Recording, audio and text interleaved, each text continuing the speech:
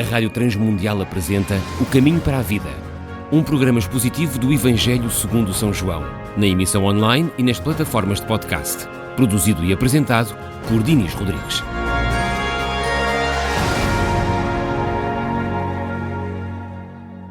Olá, bem-vindo de volta à minha companhia.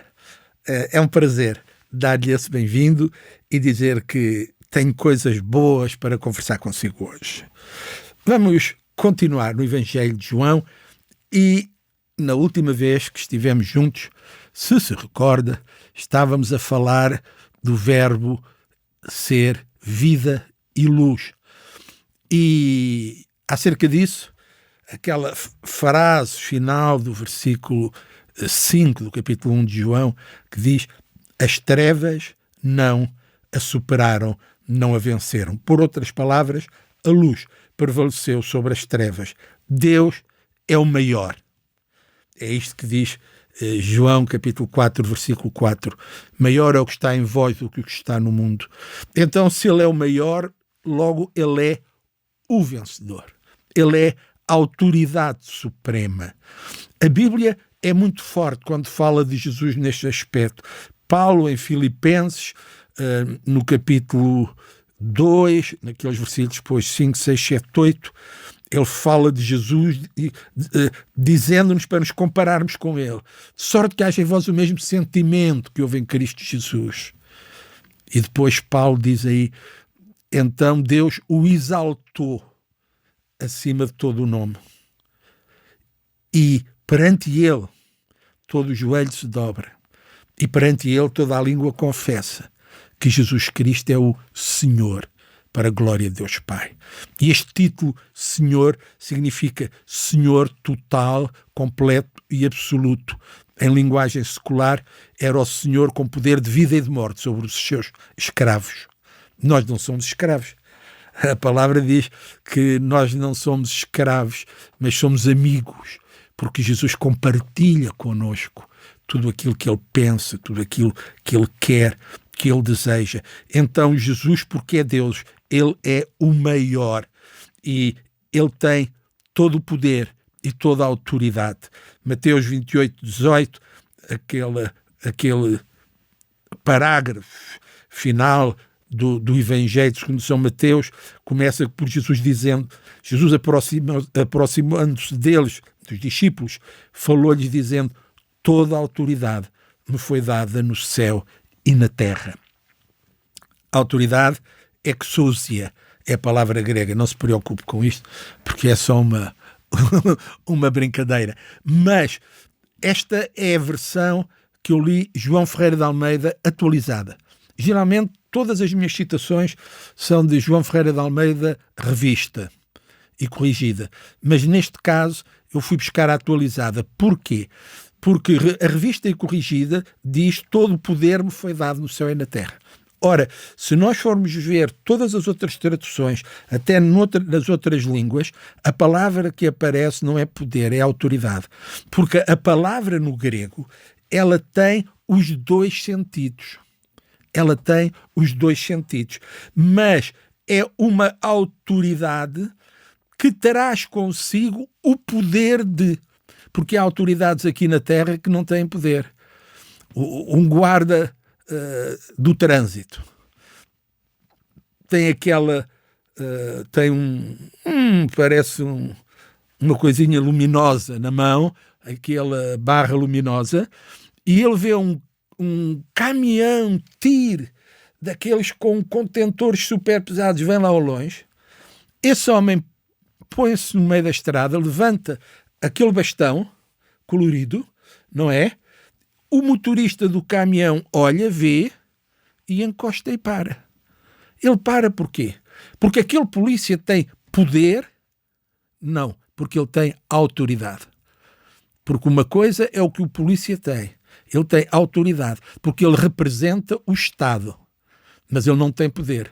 Se o motorista resolver não parar e continuar a acelerar, se o polícia for esperto, ele salta para fora da estrada, porque ele não tem o poder de superar ou dizer caminhão para, e o caminhão para. Não. Agora, o que acontece com Jesus é que ele tem esta autoridade suprema acompanhada de um poder supremo. E este texto ali é muito interessante, porque nós vemos que Jesus diz: foi-me dado toda a autoridade. É como se Deus lhe tivesse passado uma procuração, Deus o Pai. Ele disse: eu dou-te uma procuração com plenos poderes para tratares do assunto dos homens. E a Bíblia diz que um dia, nós lemos isto depois, quando estudamos escatologia, quando chegamos às epístolas, quando chegamos lá mais ao fundo, diz que Jesus se vai encontrar com o Pai e vai devolver-lhe essa procuração. É muito interessante. Então, Jesus, a luz prevalece, porque ele é o Deus eterno, que tem todo o poder e toda a autoridade. O que é então a luz de Deus? Ela é a presença de Deus, mas uma presença real. É uma manifestação da glória de Deus. No Antigo Testamento nós chamamos a isto a Shekinah, a glória da sua presença. Por exemplo, esse 13, quando o povo de Israel já errou tanto e que o Senhor, Êxodo 33, perdão, quando Deus fala com Moisés e diz: olha, eu não posso ir mais com vocês, não posso acompanhar-vos mais, porque o povo peca tanto, revolta-se tanto, faz tantos disparates contra mim, que se eu estiver no vosso meio eu tenho que os castigar e eu tenho que os matar, e eu não quero, então eu estou a tirá-los do Egito, eu estou a fazer deles o meu povo e agora vou destruí-los, não pode ser. E Moisés diz: não. Se tu os queres destruir a eles, tens que me destruir a mim. Porque Deus disse: eu até estou a pensar matá-los todos e pegar em ti e fazer um novo começo. Moisés diz: não pode ser. Não, se os matas a eles, matas-me a mim. Mas, ele diz, mas tu tens que vir, porque eu não vou sozinho. É uma tarefa demasiado grande, quem sou eu para guiar este povo? Então, no versículo 14 do capítulo 33 de Êxodo, Deus disse-lhe: irá a minha presença contigo para te fazer descansar. Êxodo 40, 34 a 38, então a nuvem, que era a nuvem da presença de Deus, cobriu a tenda da congregação e a glória do Senhor encheu o tabernáculo, de maneira que Moisés não podia entrar na tenda da congregação, porquanto a nuvem ficava sobre ela e a glória do Senhor enchia o tabernáculo. E depois diz que quando a nuvem se levantava, então é que os filhos de Israel desmontavam o acampamento e seguiam. Enquanto a nuvem estava parada, eles tinham o acampamento montado, não é? Então nós vemos que a presença do Senhor, a sua glória, a luz de Deus, ela pode estar conosco, ou ela está conosco, ela ilumina a nossa vida, ela nos guia pelos caminhos que o Senhor tem para nós. Pronto, é muito interessante tudo isto que temos estado aqui a falar. Vamos fazer só uma pequena revisão e vamos pensar em todas estas coisas. No princípio, Deus. No princípio, a divindade, na eternidade. Que Deus, bem, voltando a Gênesis, o Deus Criador, o Deus Todo-Poderoso. Porque é interessante vermos que a palavra que é usada para Deus, ali em Gênesis, não é a palavra que depois, no meio do Antigo Testamento, ou aliás, a partir de Êxodo, começa a ser usada. Porque ali naquela altura, os judeus não tinham um nome para Deus. Eles usavam a expressão Elohim, e Elohim significa, é o plural de Deus. Na expressão hebraica original, El era o Deus, Elohim eram os deuses. Ou então, o Elohim era uma forma plural para falar da divindade maior e mais poderosa que existia. Entendemos então aqui que quando Gênesis começa, quando o autor começa, ele não apenas começa a descrever como as coisas vieram a existir, mas o autor nos traz também a história da evolução do conhecimento de Deus pelos homens. Então, o que está escrito no original é: no princípio Elohim criou os céus e a terra. E durante os primeiros capítulos de Gênesis e até ao fim de Gênesis e até ao princípio de Êxodo, a relação de Deus com os homens era uma relação que ainda não tinha um conhecimento tão individual e personalizado. Ainda os patriarcas, Abraão, Isaac, Jacó, por ali fora, todos eles, o conhecimento que eles tinham de Deus era de um Deus todo-poderoso, que, por causa desse poder, era também super exigente. Não é tanto o conceito de santidade como vem depois, mas que os obrigava a uma obediência perfeita e completa. Se eles queriam viver com ele, se eles queriam então ser o seu povo, se eles queriam ter a sua bênção, eles tinham-na quando eles tomavam uma decisão de exclusividade com esse Deus. E então esse Deus todo-poderoso, esse Deus que era o Criador, o sustentador, o dominador de todas as coisas, ele usaria o seu poder a favor deles.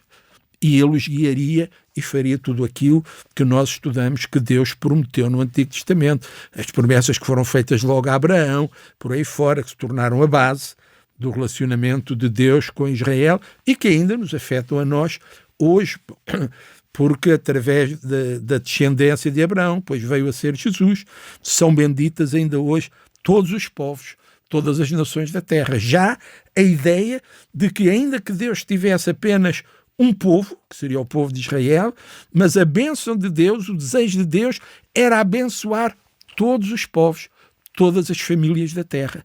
E é isto que vai acontecer aqui com João. Esse Elohim, esse Deus eterno, criador e sustentador de todas as coisas, vem agora para cumprir as profecias que já vêm de todo um passado. Profecias que iam muito mais além do povo de Israel. E é em Jesus que os dois povos, o povo de Israel e os gentios, é feito um só povo.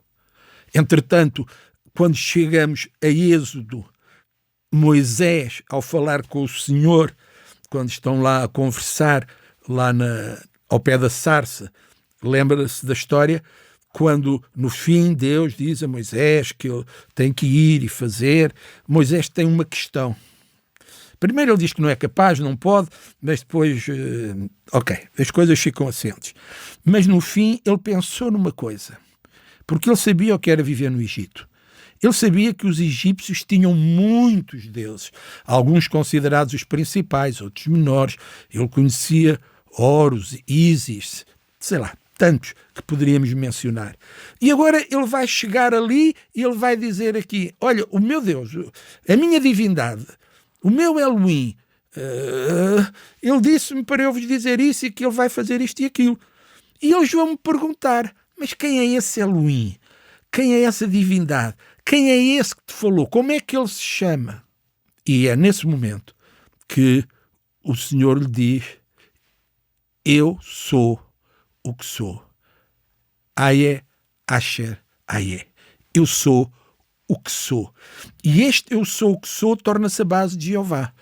Porque ele é não apenas o Deus Todo-Poderoso, mas ele é aquele que em ele mesmo, em si próprio, nele mesmo, em si próprio, tem todo o poder, toda a autoridade, todos os atributos, toda a bondade, e que se vai revelar mais adiante como o Deus que, acima de tudo isso, é santo, num grau supremo e total. Ele não é apenas bonzinho, não é alguém que se esforça, ele é santo, perfeito em todos os seus caminhos. E quem é este Deus perfeito em todos os seus caminhos? Ele é aquele que é. Ele é tudo o que Deus tem que ser e mais.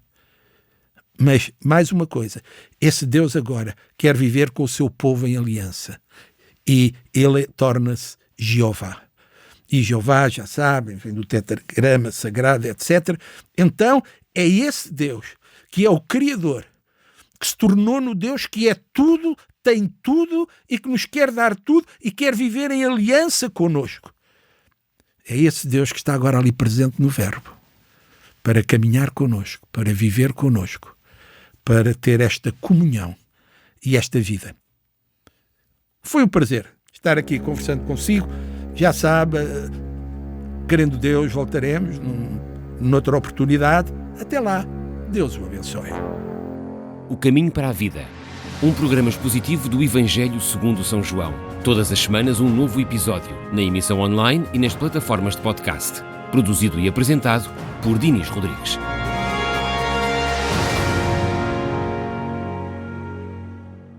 RTM. Conhece todos os nossos programas em rtmportugal.org. Uma produção da Rádio Transmundial de Portugal.